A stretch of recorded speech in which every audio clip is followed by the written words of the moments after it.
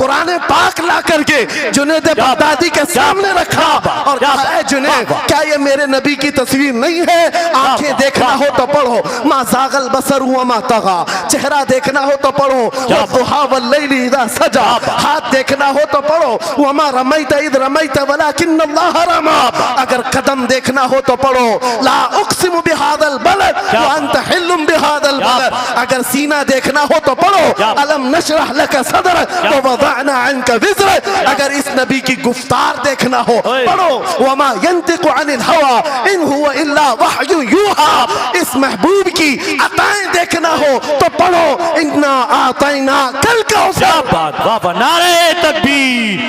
اگر پڑھنا ہے تو کنز الایمان سے پڑھا کرو، جہاں بریلی کا امام یہ بھی بتائے گا قرآن پڑھنے والا اپنے نبی کو یہ نہیں کہے گا میرا نبی میرے جیسا تھا یا اس کا علم ایسا تھا ویسا تھا، بلکہ بریلی کا امام بتائے گا قرآن پڑھنے والا اپنے نبی کو یوں کہے گا سرور کہوں کہ مالک و مولا کہوں تجھے، باغ خلیل کا گل زیبا کہوں تجھے، تیرے تو وصف عیب تناہی سے ہیں بری، حیران ہوں میرے شاہ میں کیا کیا کہوں تجھے، لیکن رضا نے ختم سخن اس پہ کر دیا خالق کا بندہ خلق کا آقا کہوں تجھے۔ ہمارا شیوا ہے پوری دنیا میں کہ صرف اور صرف رسول پاک کی غلام قوم ایسی ہے جو ایک منٹ میں پورا سناٹا طاری کر سکتی ہے۔ کسی نے ایک صاحب سے پوچھا تھا ویل ٹرینڈ فوج جو ہوتی ہے چاہے وہ امریکہ کی ہو کہ رشیا کی ہو کہ جاپان کی ہو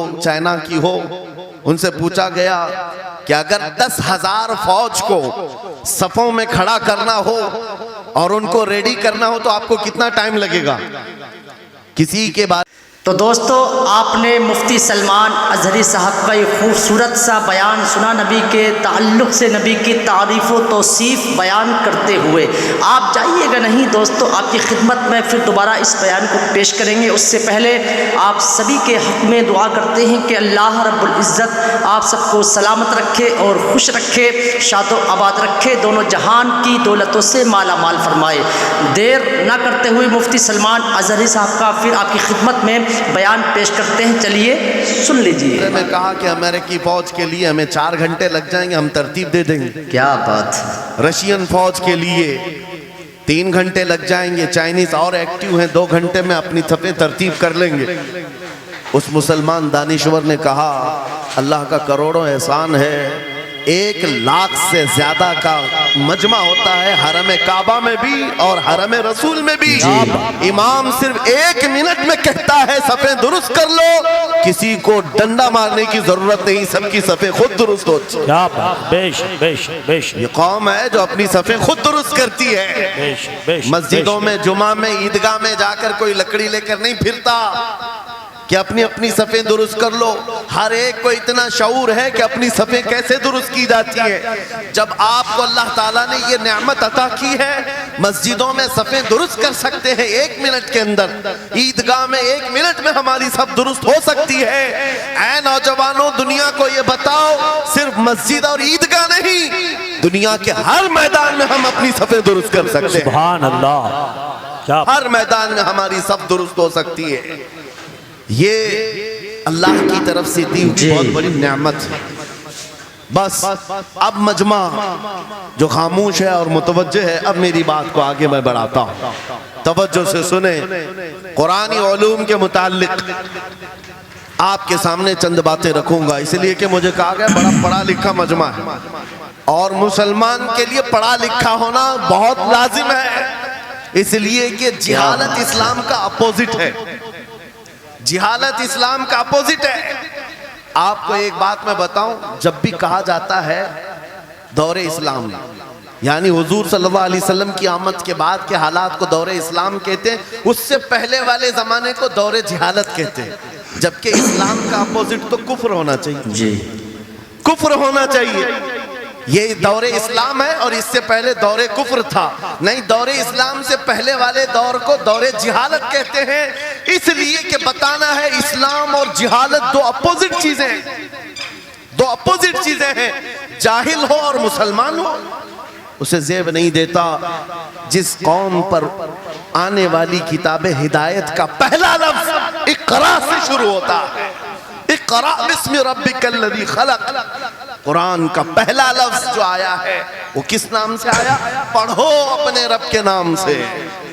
پڑھو اپنے رب کے نام سے. اور علم نہیں ہے تو کچھ نہیں ہے تمہارے پاس. امام غزالی تو فرماتے الناس کلہم موتا الا العلماء. یہ سارے انسان مردہ ہیں، زندہ اگر کوئی ہے تو علم والا ہے. علم والا زندہ ہے. اور جہالت کی تاریکیوں میں بھٹکنے والے کی مثال ایسی ہی ہے جیسے اندھیری کوٹھری میں بیٹھا ہوا ہے، کہیں روشنی کا آنے کا انتظام نہیں، اس کے سامنے حلوہ رکھو کہ گوبر رکھو، دونوں برابر ہے. جاہل آدمی کے لیے ایسا ہی ہے، کبھی اس کا ہاتھ اس میں پڑے گا، کبھی اس کا ہاتھ اس میں پڑے گا. جب نظر نہیں آ رہا ہے تو حلوہ کو گوبر سمجھ کر کھا لے گا، اور کبھی گوبر کو حلوہ سمجھ کے کھا لے گا. غلاظت اس کے لیے برابر ہو جائے گی. لیکن علم کو کہا گیا العلم نور، علم روشنی ہے. جس کے پاس علم آتا ہے وہ تمیز سیکھ جاتا ہے، اس کے پاس اخلاق آ جاتے ہیں، وہ حلال و حرام کے فرق کو سمجھنے لگتا ہے، برے اور اچھے کے درمیان فرق معلوم ہونے لگتا ہے. اسی لیے میرے عزیزو مجھے بڑا گرو ہے اور فخر ہے، ہماری ہی خانقاہ سے یہ آواز آتی ہے آدھی روٹی کھائیں گے اور بچوں کو پڑھائیں گے. بے شک کیوں؟ بے شک. اس عظیم خانقاہ سے یہ آواز دی گئی. کیوں؟ صرف اس لیے نہیں کہ تم بڑے ہو کر کے ڈاکٹر بنو گے، انجینئر بنو گے. لوگوں کی نظر میں اب بات یہی رہ گئی، یہ پڑھا اس لیے جاتا ہے کہ ڈاکٹر بننا ہے، انجینئر بننا ہے اور کمانا ہے، بہت کمانا ہے. علم جو ہے آج کمرشل بنا لیا گیا. علم اس لیے نہیں، علم اس لیے حاصل کیا جاتا ہے کہ بندہ خدا کو پہچانے، بے شک بندہ اپنی حقیقت کو پہچانے، بے شک. زندگی گزارنے کے اسلوب اسے معلوم ہو جائے. علم اس لیے سکھایا جاتا ہے. بہت سارے لوگ صرف نوکری کے لیے سمجھتے ہیں کہ علم حاصل کرنا چاہیے. نوکری کے لیے نہیں، اپنے اخلاق کو بلند کرنے کے لیے علم آنا بہت ضروری ہے. میرے عزیزوں قرآن عظیم وہ ہدایت کی کتاب تمہارے پاس آئی، اس قوم کے لیے المیہ نہیں ہے تو اور کیا ہے، جو کتاب علوم کا ذخیرہ ہے. آج دنیا اس کتاب پر ریسرچ کر کر کے نئے علم و فنون حاصل کر رہی ہے. اس کتاب کو تو ہم مردوں پر پڑھنے کے لیے رکھے ہیں. وہ قرآن عظیم جو ہدایت کی کتاب اور سارے علوم کا سر چشمہ ہے، اس کتاب کو کہاں پڑھتے ہیں؟ میتوں پر.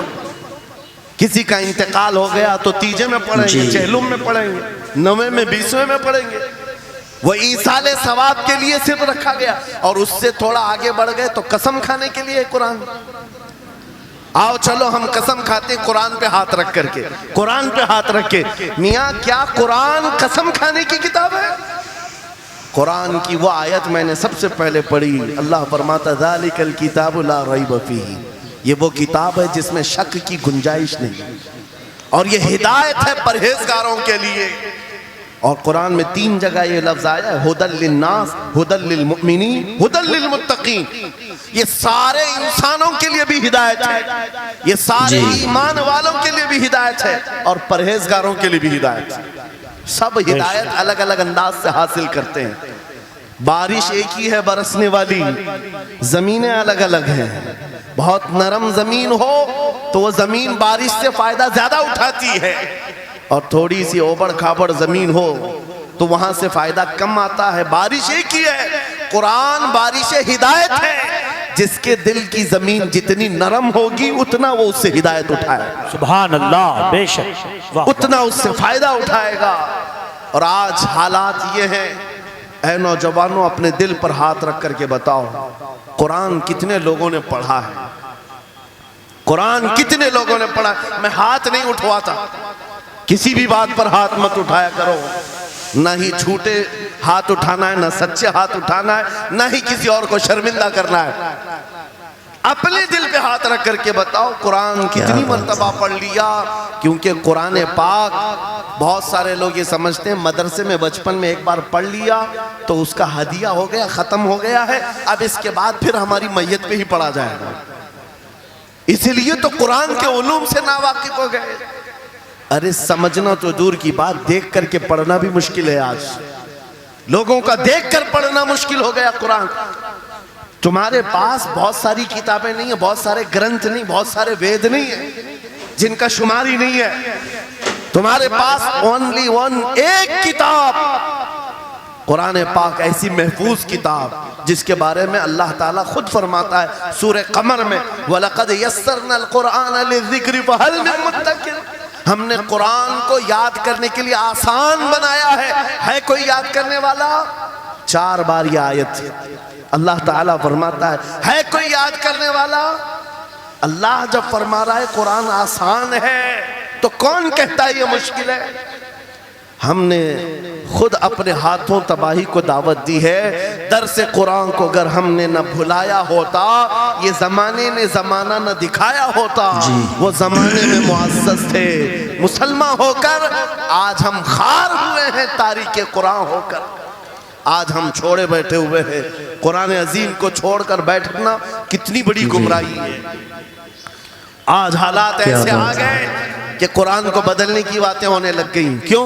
तुम उठाते ही नहीं। 26 आयतें निकाल दो, 25 आयतें निकाल दो, इसमें ये बातें उसमें वो बातें हैं। मुसलमान को तो पता भी नहीं है कौन सी आयतों के बारे में ये वावेला मचाया जा रहा है। अरे तुम पढ़ो, तुम्हारे लिए कुरान आया है। ये जितनी भी कॉन्फ्रेंसें हैं, मैं समझता हूं इसके बदले हर जगह सुबह व शाम कुरान पढ़ने और पढ़ाने का इंतजाम हो जाए। इस तरह के हजारों जलसों से। तो दोस्तों, आपने मुफ्ती सलमान अज़हरी साहब का ये खूबसूरत सा बयान सुना, तो वीडियो को ज़्यादा से ज़्यादा लोगों में शेयर कीजिए, प्यारा कमेंट कीजिए। इसी तरह के अच्छे और प्यारे वीडियो आप तक पहुंचाने की कोशिश करते हैं।